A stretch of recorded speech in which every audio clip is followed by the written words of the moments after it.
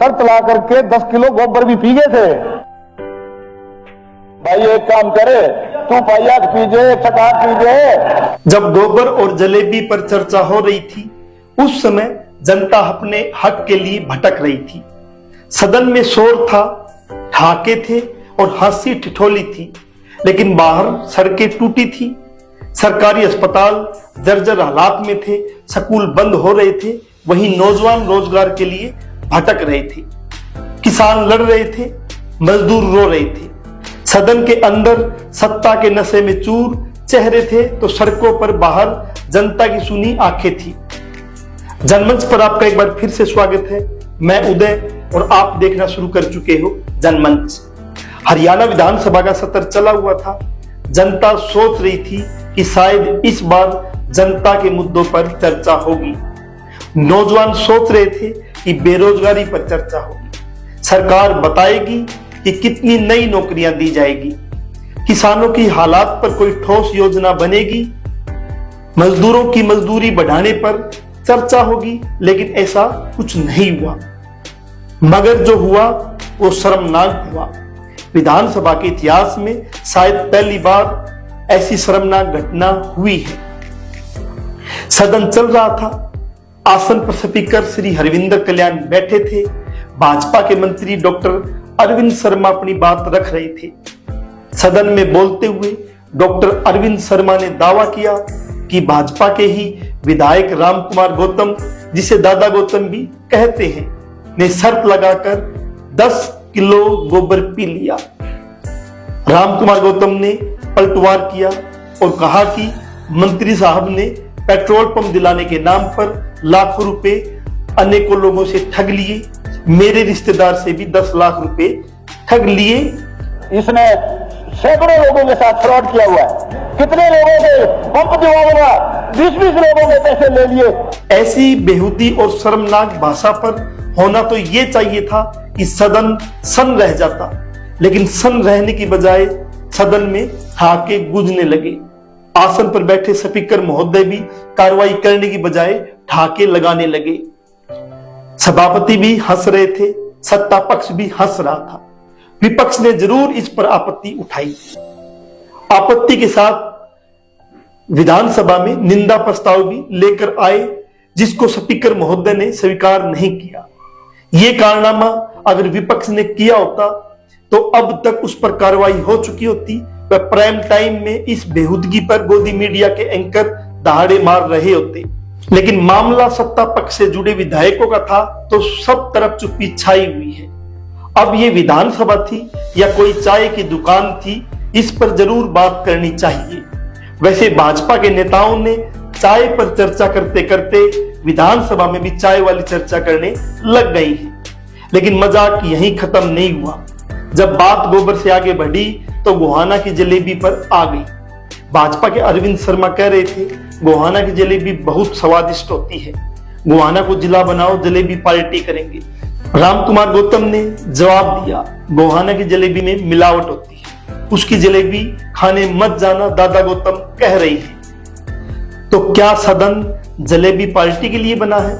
क्या जनता ने आपको यहां जलेबी का स्वाद तय करने के लिए भेजा है, या गोबर खाने खिलाने के लिए भेजा है, या जनता के मुद्दों पर बात करने के लिए आपको भेजा है? बाहर बेरोजगार युवा अपना भविष्य खोज रहे हैं, किसान सड़कों पर लाठियां खा रहे हैं, गांव की सड़कें 1 महीने में ही उखड़ जाती है, सरकारी अस्पतालों में डॉक्टर नहीं है, दवाई नहीं है, स्कूलों में टीचर नहीं है और स्कूलों को बंद किया जा रहा है। और सदन में क्या, वहां गोबर और जलेबी पर चर्चा हो रही है। इस बेहुदे मसले पर कितना समय बर्बाद कर दिया, लेकिन स्पीकर महोदय को कोई फर्क नहीं पड़ता। मगर कोई विपक्ष का विधायक जन मुद्दों पर बात करता है तो बात पूरी होने से पहले उसको बैठा दिया जाता है। उकलाना से विधायक नरेश सेलवाल जब चौधरी चरण सिंह हरियाणा एग्रीकल्चर यूनिवर्सिटी में फैले भ्रष्टाचार पर बोल रहे थे, उन्होंने जैसे ही यूनिवर्सिटी के कर्मचारी सुनील हुड्डा के विषय पर बात करनी शुरू की, उसको बैठा दिया गया और बोल दिया गया कि आपका समय पूरा हो चुका है। सुनील हुड्डा, जिसका बेटा जो वकील था, उस पर झूठा कार चोरी का मुकदमा लगाया गया और उसको मरने पर मजबूर कर दिया गया। कैसे बेटे की मौत के बाद भी सुनील हुड्डा को यूनिवर्सिटी प्रशासन द्वारा परेशान किया गया। जब इस पर विपक्ष का विधायक बात रख रहा था तो समय की कमी बता दी गई, लेकिन गोबर व जलेबी पर बेहूदी चर्चा के लिए समय ही समय सदन में दिया गया। जनता ने क्या इसी दिन के लिए वोट दिया था जब ये नेता चुनाव लड़ने आए थे? तब क्या इन्होंने कहा था हमें वोट दो, हम विधानसभा में जलेबी की क्वालिटी और गोबर खाने खिलाने पर बहस करेंगे? ये वही नेता है जो वोट मांगते वक्त गांव की टूटी सड़कों पर पैदल चलते हैं और सरकार बनने पर सड़क बनाने की बात करते हैं, गरीबों के घर रोटियां तोड़ते हैं, बेरोजगार युवाओं को नौकरी दिलाने के झूठे सपने बेचते हैं, लेकिन जैसे ही सदन में पहुंचते हैं इन्हें गोबर, जलेबी और पेट्रोल पंप के घोटालों के अलावा कुछ नहीं दिखता है। हमको भी ये देखना होगा कि गलती किसकी है, जो सदन में बैठे हैं या जिन्होंने इन्हें वहां भेजा है।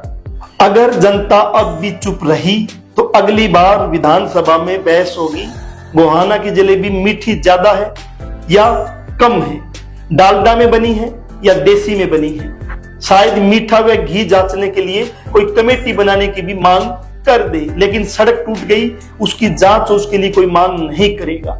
और फिर कोई मंत्री खड़ा होगा और बोलेगा मैं शर्त लगाकर 5 किलो जलेबी खा गया था या खा जाऊंगा, और अध्यक्ष महोदय फिर ठाके लगा के हंसेंगे। सदन में गोबर जलेबी की बहस असली मुद्दों से ध्यान भटकाने की साजिश। सरकार के विधायकों ने जानबूझकर इस ड्रामे को रचा ताकि शिक्षा, स्वास्थ्य, बेरोजगारी, किसान मजदूर की समस्याओं पर चर्चा न हो सके। सरकारी स्कूल कॉलेज बदहाल है, अस्पतालों में डॉक्टर, दवाई नहीं है, किसान को फसल का दाम नहीं मिलता इसलिए वो आंदोलन कर रहा है। मजदूर को दिहाड़ी और सुरक्षा नहीं मिलती, रोजाना मजदूर काम करते हुए मारे जा रहे हैं, सीवरेज में सीवरमैन मारे जा रहे हैं। महिलाओं, दलितों, अल्पसंख्यकों की सुरक्षा पर सरकार चुप है। नई बनी सड़कें 1 महीने में टूट जाती है। कैबिनेट मंत्री रणबीर गंगवा के गांव की सड़क की स्टोरी हमने आपको दिखाई थी, लेकिन सदन में मुद्दा था गोबर खाना और गोहाना की जलेबी। ये मजाक नहीं, जनता को गुमराह करने की साजिश है। अब फैसला आपको करना है, ड्रामा देखना है या सरकार से जवाब मांगना है। अगर सरकार से जवाब मांगना है तो आप आपके विधायक से सवाल कीजिए, फोन पर बात कीजिए और कहिए कि क्या सदन में आप इसलिए गए थे, या तो आप चुप रहोगे या गोबर पे, जलेबी पे ठाके लगाओगे या हमारे जन मुद्दों पे बात करेंगे। जनमंच पर आप बने हुए थे, फिर एक नई विशेष स्टोरी के साथ आपके सामने हाजिर होंगे। तब तक के लिए शुक्रिया।